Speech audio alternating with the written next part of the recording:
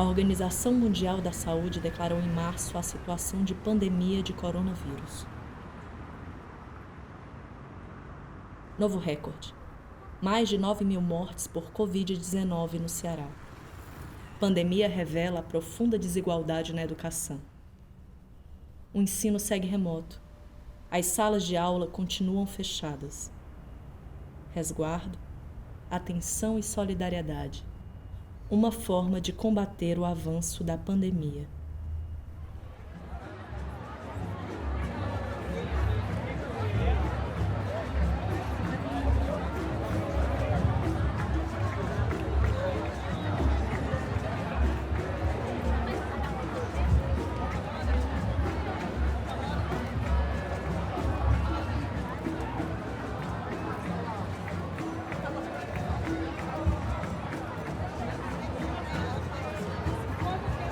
É preciso relembrar.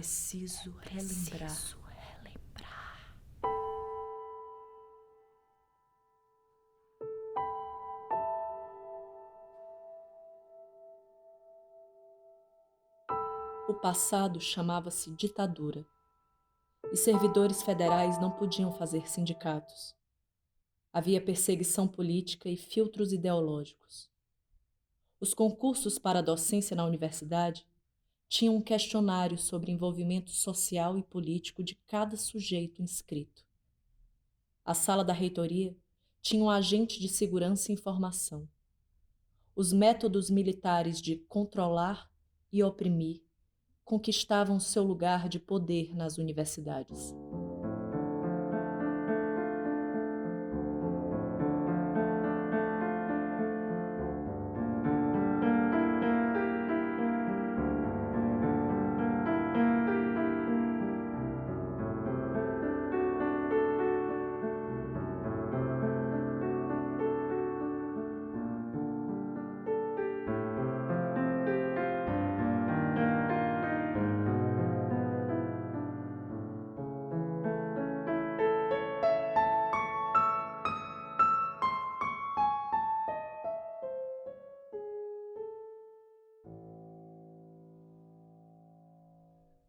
O professor era também um trabalhador e precisava lutar pelos direitos de classe.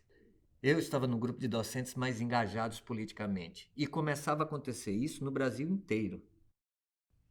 Em 70, por ali, a universidade se rejuvenesce em certas áreas e isso implica em mais engajamento e discussão. Nessa mesma época, na ditadura, havia perseguição ideológica aos professores, começam a surgir novidades nas universidades, criam as fundações onde tinham mais recursos, salários melhores, enquanto os outros, das autarquias, eram os primos pobres. Então, quando a gente se encontrava nos encontros da SBPC, discutíamos política interna da universidade e a ditadura. E num dado momento a gente se pergunta, por que a gente não se junta, se organiza? Como não podia servidor público ter sindicato, então fomos criando as associações. Usamos as diferenças salariais para fazer a primeira greve. Todo mundo apavorado. A gente criou a Associação Pró-Docentes. Isso no Brasil todo. Devagarinho, ia crescendo como associação, pois não podia ser sindicato. Até que chegou no momento em que acordamos fazer uma entidade nacional. E ela veio no bojo de uma primeira greve na década de 80. Assim, as professoras e professores inventaram o sindicato. E a cultura associativa das assembleias de classe, de base, acabou por reinventar todos nós. Universidades têm autorização para que suas secretarias recebam denúncias anônimas de subversão. Atenção, MEC, corta verba para educação. Com a abertura política para a redemocratização, os sindicatos fortalecem a luta nas ruas com as diretas já, em 1984. Os docentes organizados conseguem um comitê representativo da classe para participar dos debates e construção da Constituição de 1988. Nesse mesmo ano, o Sindicato Nacional ganha seu registro.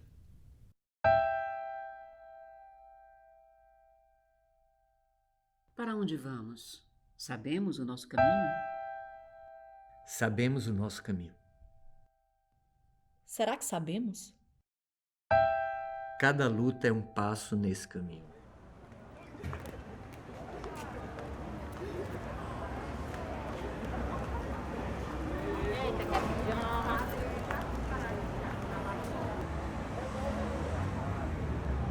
Será que mando meu filho para a escola?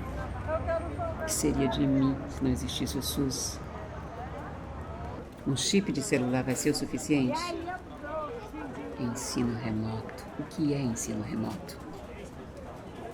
Com quem deixo meu filho amanhã? Preciso trabalhar. É preciso relembrar.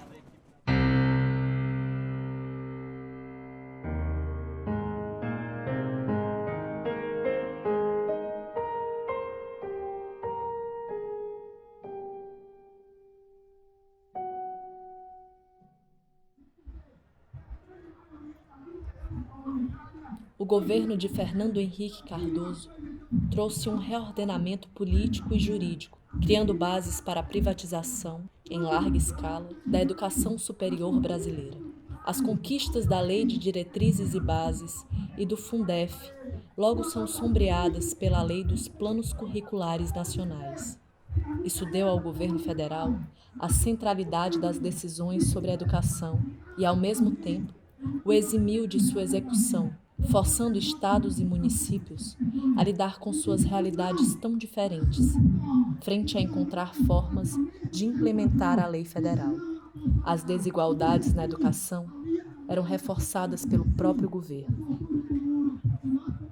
Foi em 2000, quando unificamos as greves numa só, contra a política de privatização do governo FHC. Era época de luta. A avenida da universidade parava, todos os trabalhadores lutando para não perder direitos, defendendo a educação pública e de qualidade. Eu tenho fé que eu ainda vou vivenciar esse momento da gente voltar para a luta na rua. Sim, hoje a aula é na rua. A voz está na rua. A luta é na rua. Pela primeira vez na história, um brasileiro nascido na miséria chega à presidência da República. Um sindicalista vira presidente. Conseguimos nos reunir em milhares de docentes, junto a camadas da sociedade e o governo, com a presença do próprio presidente, para definir o novo Plano Nacional para a Educação. Os debates e propostas para o ensino brasileiro ganharam espaço, isso é inquestionável. As universidades receberam recursos, investimentos, ampliaram o acesso pelas leis afirmativas. Universidades surgiram em todos os cantos do país. Universidades como a Unilab e UFCA nascem desse projeto de educação, interiorização e internacionalização do ensino superior. Mas as universidades privadas também duplicaram. Surgiram aos montes e geraram grandes diferenças de investimento no âmbito público e privado. O presidente Luiz Inácio Lula da Silva transmite a faixa presidencial à senhora presidenta da República, Dilma Rousseff. Eu estou certa que os trabalhos produzidos pela comissão resultam do seu esforço para atingir seus 3 objetivos mais importantes: a procura da verdade factual, o respeito à memória histórica e o estímulo, por isso, à reconciliação do país consigo mesmo por meio da informação e do conhecimento.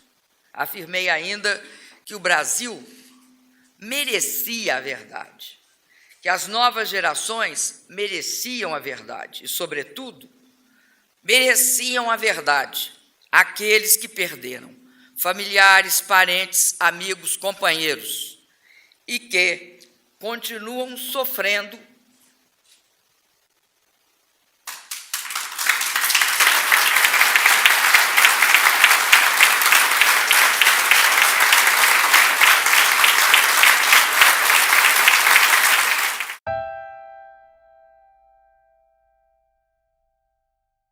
Esse é meu indígena afro-sonho. A educação é um direito. Se você não quer fazer uma faculdade, tudo bem. Mas se um rapaz lá do maciço de Baturité, neto e filho de agricultores, decidir que ele quer ser engenheiro agrônomo, que ele possa, que ele seja. Se uma mulher guineense atravessa o Atlântico todinho para estar aqui, sonhando, né, com um diploma de enfermeira, que ela possa. Aliás, que a gente possa fazer dos sonhos algo concreto. Jamais atentaria contra o que Mais acredita um golpe toma ou posse no praticaria Planalto. atos O Brasil contrários sempre volta ao aos passado. interesses daqueles que me elegeram. O vice de Dilma, Michel Temer, assume o poder e rapidamente passa a executar o ajuste liberal de abertura do mercado às empresas estrangeiras. Houve a ampliação da influência do setor privado mercantil na elaboração de políticas públicas. O crescimento de parcerias público-privadas era naturalizado, retomando os anos de FHC. A gradativa substituição do direito à educação pela oferta de produtos educacionais aos consumidores. Fora a PEC da morte. Congelar o teto de gastos é congelar o Plano Nacional de Educação, é congelar avanços na saúde. Retroceder não é a solução. Fora a PEC da morte, por mais educação. O Banco Mundial veio sussurrar no ouvido do governo. É preciso um ajuste justo para salvar a economia.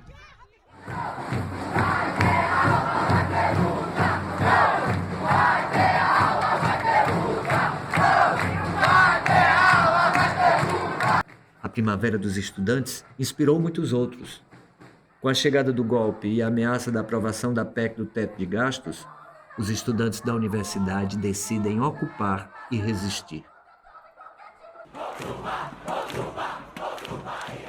O Diretório Central dos Estudantes convocou toda a comunidade universitária. Lá estávamos, juntos, a escutá-los. O movimento estudantil tem uma tarefa histórica de lutar por uma educação pública gratuita e de qualidade. Nessa tarefa, muitas e muitos tombaram na ditadura militar. A história sempre soube compreender a importância do movimento estudantil. É por uma tarefa histórica que ocupamos a UFC. É por ensino, pesquisa e extensão que ocupamos a UFC. É por toda a comunidade universitária que ocupamos a UFC. É contra a precarização que ocupamos a UFC. Quem ainda não percebeu, hoje temos muitas trabalhadoras e trabalhadores na universidade. Com os nossos salários fora dos campos ou as bolsas que estão cada vez mais precárias, é que nós conseguimos a nossa sobrevivência. É para não retornar ao passado que ocupamos a UFC.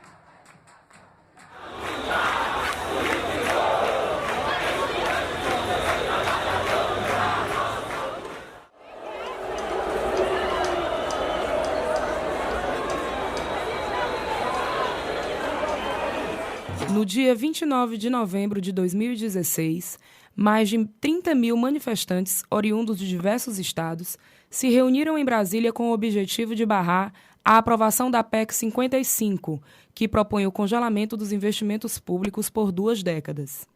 Nós, professores da UFC e da UFCA, conforme deliberação da Assembleia Geral, participamos das atividades de preparação do ato Ocupa Brasília. A expressiva caravana de estudantes e professores cearenses juntou-se ao grande conjunto de manifestantes contra a retirada de direitos sociais. Votada ontem, em primeiro turno pelo Senado Federal, a PEC representa a consolidação do golpe de Estado perpetrado em agosto deste ano no Brasil.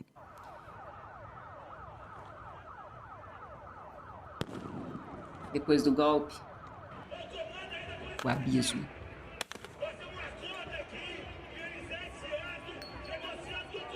Pra onde vai todo o nosso trabalho e faz real tudo aquilo que é sonho? Cantar também é uma forma de luta e vamos nós nessa luta em coro. Venha, ouça, cante, faça nascer a esperança para todos nós, pois se somos gente forte, ninguém pode calar a nossa voz.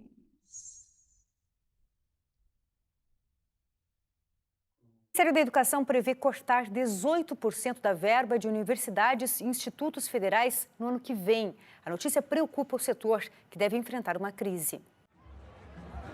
Corte de verbas, incentivo à militarização das escolas de ensino básico, ataque aos professores, intervenção na autonomia da universidade, guerra cultural que faz da educação seu campo de batalha, gradual desmonte das conquistas democráticas. Enquanto isso, falam de inovação, empreendedorismo, profissionalização e mercado. Falam de balbúrdia, doutrinação e ideologia. Falam com palavras. De que palavras se valem? Olha a ideia. A luz está no fim do túnel. Aí você atravessa o túnel todinho no escuro e encontra a luz. Não, né? Não mesmo. A luz é você. Está em você. Você ilumina o túnel, tá entendendo? A gente tem construído um trabalho sindical forte.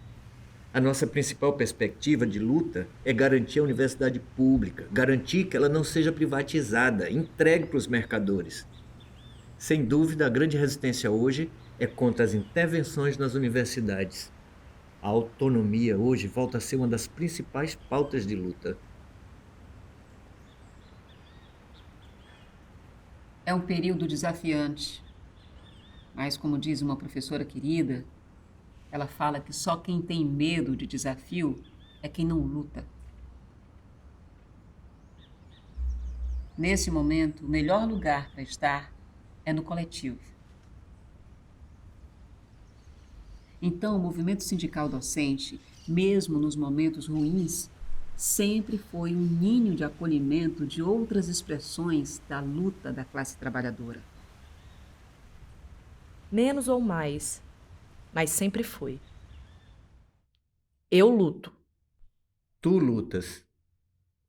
Nós lutamos. Cada passo no caminho. Lutar ontem, hoje e sempre.